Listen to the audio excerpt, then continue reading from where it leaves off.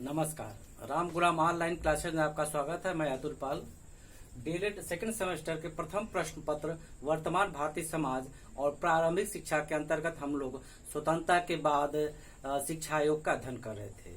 हम लोगों ने पढ़ा भारतीय शिक्षा आयोग के बारे में हम लोग पढ़ रहे थे। इसके पहले वाले क्लास में भारतीय शिक्षा आयोग या कोठारी आयोग के प्रारंभिक बातों को, पक्षों को हम लोगों ने जाना। आइए उसके आगे अध्ययन करते हैं इन्होंने अन्य किस किस क्षेत्र में अपनी सिफारिश या अपने सुझाव को दिया। पुनः जाने भारतीय शिक्षा आयोग, जिसका अन्य नाम कोठारी आयोग है, जो जुलाई 1964 में बना और जून 1966 में इसके प्रस्ताव आए। अब इन्होंने जो अगला सुझाव दिया, त्रिभाषा, ये बहुत प्रचलित शब्द है। त्रिभाषा क्या है? त्रिभाषा का नाम से स्पष्ट है, तीन भाषा। इन्होंने शिक्षा के माध्यम को तीन भाषा के आधार पर जोड़ दिया कि इस आधार पर शिक्षा का माध्यम लागू हो। ये बात अलग है कि अगली शिक्षा नीति में इसको खारिज कर दिया गया, लेकिन जानते त्रिभाषा क्या? त्रिभाषा, पहली भाषा मातृभाषा हो, जो हमारी मातृभाषा भारत की है हिंदी। दूसरी मातृभाषा इंग्लिश को इन्होंने रखा और तीसरी क्षेत्रीय भाषा। पहली मातृभाषा हिंदी हम सब जानते हैं। अंग्रेजी कुछ ऐसे क्षेत्र है जहाँ पर हिंदी भाषी लोग नहीं है या अच्छे से नहीं इस चीज को समझ पाते भाषा को, तो वहाँ अंग्रेजी भाषा प्रयोग हो। और क्षेत्रीय भाषा का मतलब है, अगर पंजाब है तो वहाँ का पाठ्यक्रम पंजाबी में हो, बंगाल है तो बंगाली में हो, उत्तर प्रदेश है तो हिंदी में हो। और अगर यहाँ पर बंगाली पाठ्यक्रम होगा तो हम लोग क्या समझेंगे, और बंगाली में हिंदी पाठ्यक्रम होगा तो हम लोग क्या अच्छे समझ पाएंगे? नहीं। तो इन्होंने कहा शिक्षा का माध्यम त्रिभाषा हो, हिंदी हो और अंग्रेजी हो और क्षेत्रीय भाषा हो। इस आधार पर इन्होंने शिक्षा के माध्यम को माना।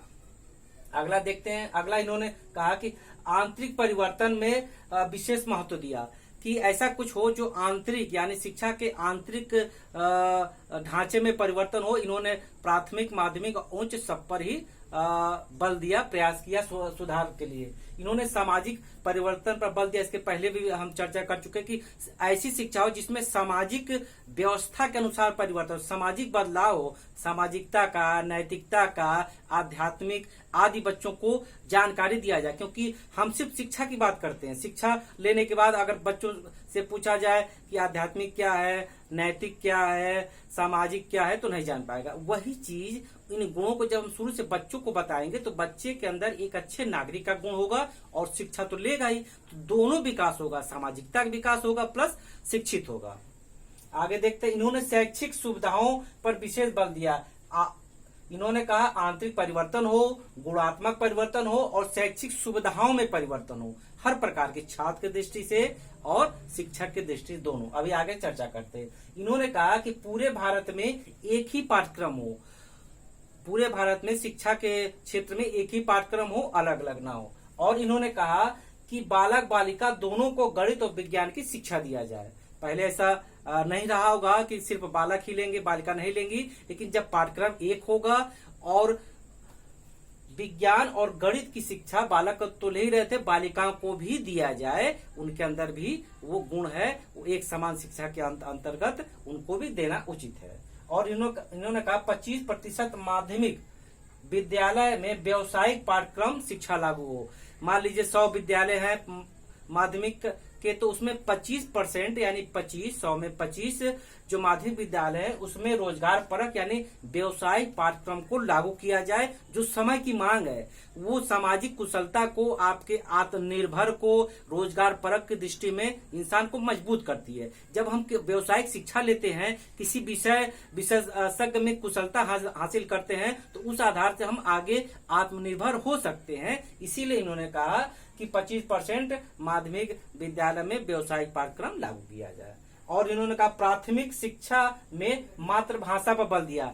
जो प्राथमिक शिक्षा है, प्राइमरी शिक्षा है, उन्होंने कहा कि मातृभाषा से पढ़ाई हो, लेकिन माध्यमिक शिक्षा में, प्राथमिक में मातृभाषा हिंदी और माध्यमिक शिक्षा में क्षेत्रीय भाषा पर बल दिया।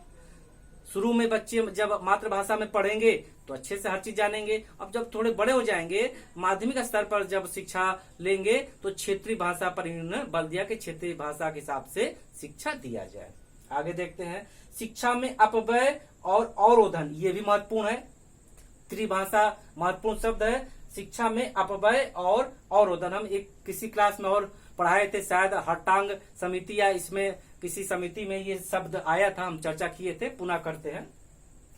शिक्षा में अपव्यय और अवरोधन। अपव्यय का मतलब है व्यय करना लेकिन बेकार जाना। इसको अगर संधि विच्छेद करें, अप मतलब बेकार, व्यय मतलब खर्च किए बेकार हो गया। जिससे कहीं आपको जाना था, आप पेट्रोल भरा के गाड़ी में गए, रास्ते से लौट आए, पेट्रोल भी खर्चा हो गया, व्यय भी हो गया और आपका उद्देश्य नहीं पूरा हुआ।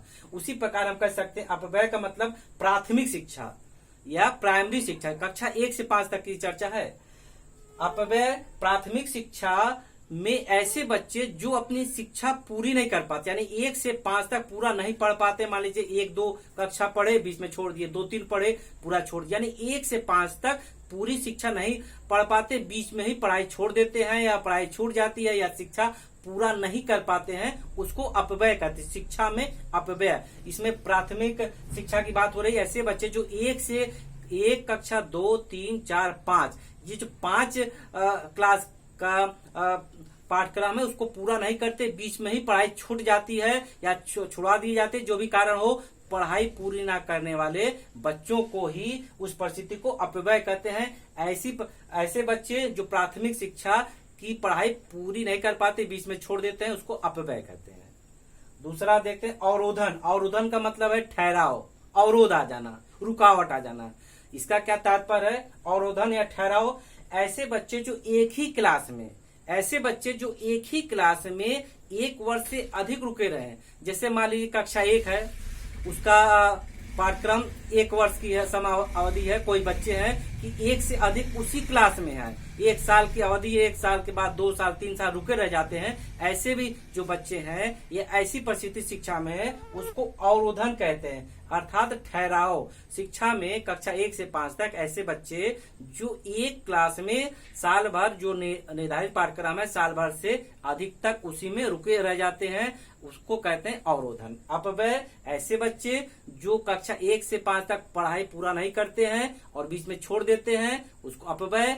अवरोधन, ऐसे बच्चे जो एक कक्षा में, 1 वर्षीय पाठ्यक्रम है तो एक कक्षा में 1 साल से अधिक रुके रह जाना, उसको ठहराव को अवरोधन कहते हैं। आगे देखते हैं, आगे इन्होंने कहा कि समान शिक्षा, इसके पहले बता चुके हैं कि जो समान शिक्षा है वो 10 वर्ष की, यानी कक्षा 1 से अगर 10 जोड़ेंगे तो कक्षा 10 तक होता है, यानी समान शिक्षा 10 वर्ष की हो। उसके बाद इन्होंने कहा कि 10+2+3, यानी 10+2 इंटरमीडिएट कक्षा 11-12 और +3 का मतलब स्नातक, जो त्रिवर्षीय इन्होंने माना है, यानी 10+2+3 की जो व्यवस्था है यहाँ से आई है। इसके पहले भी चर्चा कर चुके हैं, इसमें भी चर्चा हो रही है। इसके बाद इन्होंने कहा कि प्रौढ़ शिक्षा पर बल दिया कि प्रौढ़ शिक्षा की व्यवस्था होना चाहिए, उसमें ऐसे लोग जो 15 वर्ष से 30 वर्ष तक हो, प्रौढ़ शिक्षा की व्यवस्था हो, ऐसे लोग जो 15 से 30 वर्ष तक हो, निरक्षर हो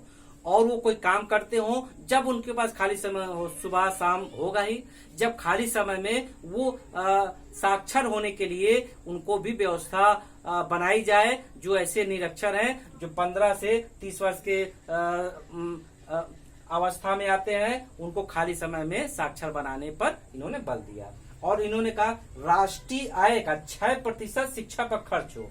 ये महत्वपूर्ण बात है कि जो भी हमारी राष्ट्रीय आय उस समय थी, उसका 6% शिक्षा पर खर्च होना ही होना है। क्या ऐसा हुआ? शायद नहीं हो पाया। आज भी शायद परिस्थिति ऐसी नहीं है। बहुत सी ऐसी बातें हैं जो इनकी बातों को नहीं माना गया। विभिन्न आयोग थे, उनकी बातों को पूरा नहीं माना गया। अगर पूरा माना जाता तो शायद शिक्षा का व्यवस्था कुछ और होता है। फिर से सुन लीजिए कि राष्ट्रीय आय का प्रश्न भी आ सकता है कि कोठारी आयोग में राष्ट्रीय आय का कितना प्रतिशत शिक्षा पर खर्च होना चाहिए, तो हुआ 6%।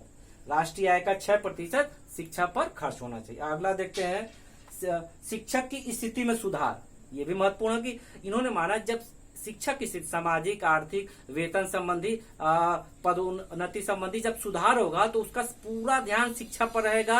अर्थात जैसे कहा जाता है जो सरकारी शिक्षक है, मान लीजिए उदाहरण लेते हैं सरकारी कर्मचारी, या हम शिक्षा से जुड़े हैं तो वही चर्चा करते हैं। जो सरकारी शिक्षक हैं आप देखते हैं समय समय पर जो उस समय महंगाई चलती है उसी हिसाब से उनके पद के अनुसार महंगाई भत्ता जुड़ता जाता है। कहने की आवश्यकता नहीं पड़ती कि हमारा महंगाई बढ़ाया जाए। विषम परिस्थिति को छोड़कर, आपातकाल को छोड़ करके समय समय पर उनके वेतन में वृद्धि होती है, एक निश्चित समय के बाद पद में वृद्धि होती है, महंगाई भत्ता की वृद्धि होती है एवं कुछ सुविधाएं भी उनका दिया जाता है। जैसे चर्चा किए थे पीएफ कटना, पेंशन है, इस समय कुछ साल से पेंशन बंद हो गया, वो बाद में कुछ हो सकता है कुछ परिवर्तन हो तो उनका पीएफ है, पेंशन है आदि भी उनकी सुख सुविधा दिया जाए। सरकारी की बात कर रहे हैं। आगे देखते हैं, आगे है कि माध्यमिक शिक्षा में इन्होंने 2 स्तर माना। माध्यमिक स्तर को 2 स्तर में बांट दिया, जूनियर और हायर या उच्च माध्यमिक। यानी माध्यमिक जो कक्षा 6 से 12 था 2 भागों बांटा, जूनियर में रखा 3 वर्षीय पाठ्यक्रम के अंतर्गत कक्षा 6, 7, 8।